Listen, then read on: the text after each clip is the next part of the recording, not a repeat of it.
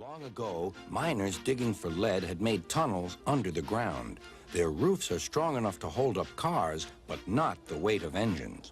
A large notice warns them not to enter the area. Danger! Engines must not pass this board.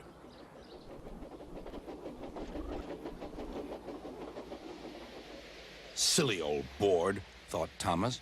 He had often tried to pass it, but had never succeeded. But this morning he had made a plan. The fireman went to throw the switch. Now for my plan, thought Thomas.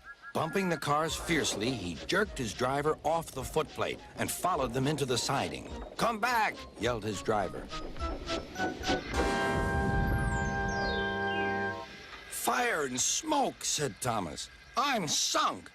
And he was. "Oh dear," he said, "I am a silly engine."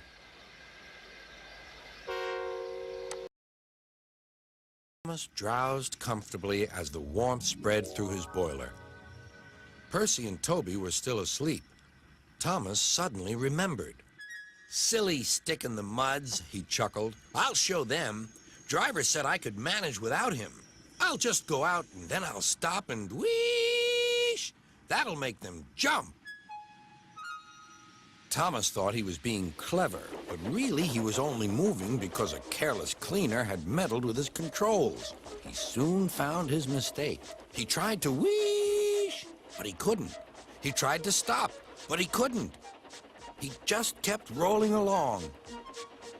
He didn't dare look at what was coming next. There was the station master's house.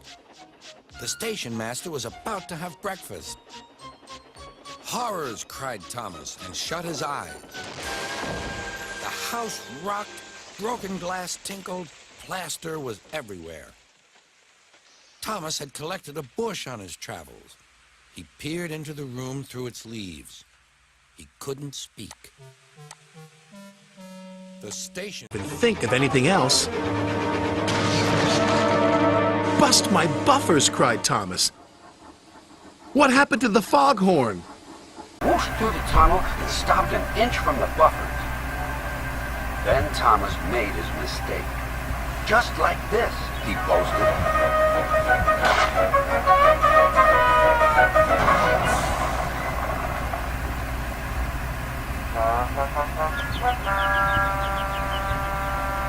No one was hurt, but Thomas's front was badly bent. I'd caught lots of fish. "Hurry up," said Thomas. "I'm a busy engine." "And a fussy one, too," said the fisherman. "Just enjoy the fresh, salty smell of the fish." P.U., puffed Thomas. Thomas steamed as fast as he could along the line. But there was trouble ahead. Some faulty points sent his freight cars one way and Thomas onto the old pier rail. Whoa! The troublesome trucks were delighted. "He's falling in the water." Luckily, Thomas wasn't hurt, and the fish freight cars stayed on the tracks. "Silly soft stuff," puffed Thomas.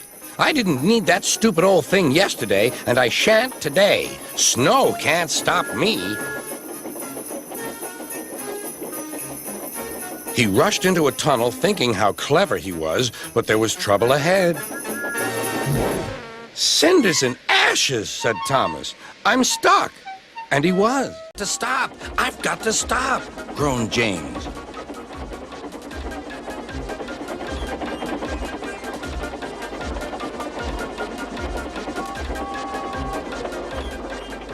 Disaster lay ahead.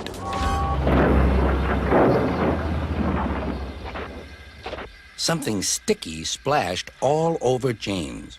He had run into 2 tar wagons and was black from smokebox to cab. He was more dirty than hurt. But the tar wagons and some cars were all to pieces. Wise engine knows you cannot trust freight cars. "Go on, go on!" they yelled and bumped Percy's driver and fireman off the footplate. "Ow!" said Percy, sliding past the board. Percy was frantic. "That's enough!"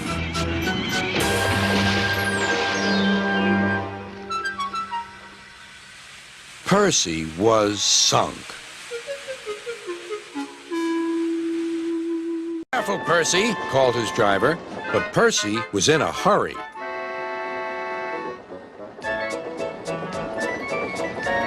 He didn't see that the switch had failed and that he had been diverted into a siding. "Look out, Percy!" shouted his driver and applied the brakes, but it was too late.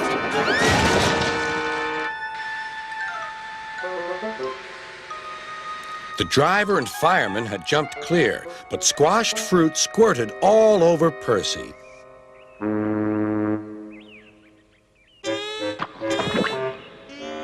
On the track.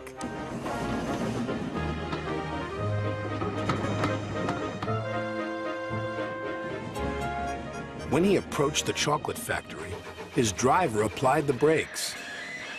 But Percy's wheels just skidded on the oily rails. "Oh no!" hooted Percy.